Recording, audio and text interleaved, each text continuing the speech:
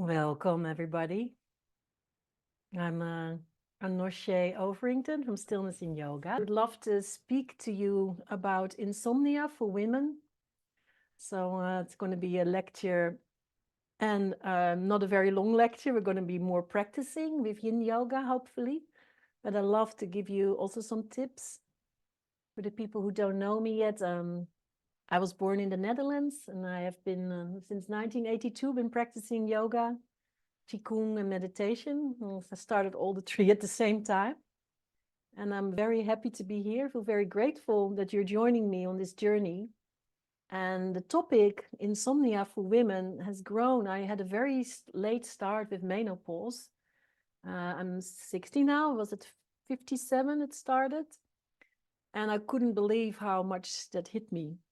And especially with sleeplessness and heart palpitations in the night. So with my 41 years of experience, I started to give myself more self-care, and I'm very happy to share this with you now. What is actually insomnia? What is insomnia? Insomnia is, it's sometimes in the night that we wake up, let's say at 3 o'clock in the morning. But if you, like me, would just stay awake after I would got up out of bed, and it lasts for more than 3 months, you call this insomnia. This is what we call like a chronic insomnia. And there's other women, and they sort of go to bed and they can't fall asleep.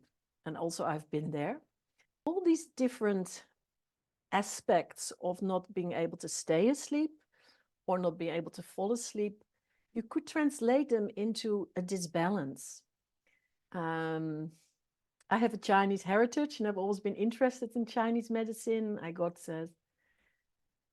initiated into that via Qigong when I was 19. And still I work now a lot together with my soul sister Gita Parotti-Schuit, the acupuncturist, before that with other acupuncturists.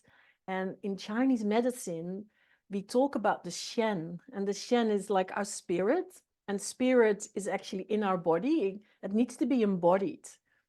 And when we're a lot in our heads and we are worrying or we have anxiety, or we go through menopause and we have hot flashes, etc., then there is a disbalance, and there is an attraction between yin and yang.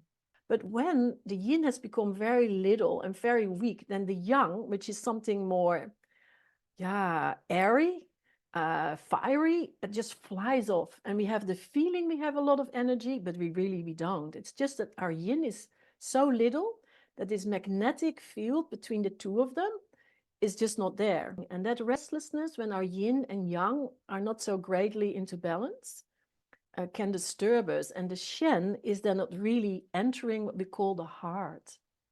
And that is what is, you could say, the way you can talk about it from Chinese medicine point of view. Essential oils, they are like the Shen of the plant, like what we call the soul. They're not the leaves which we dry or the roots.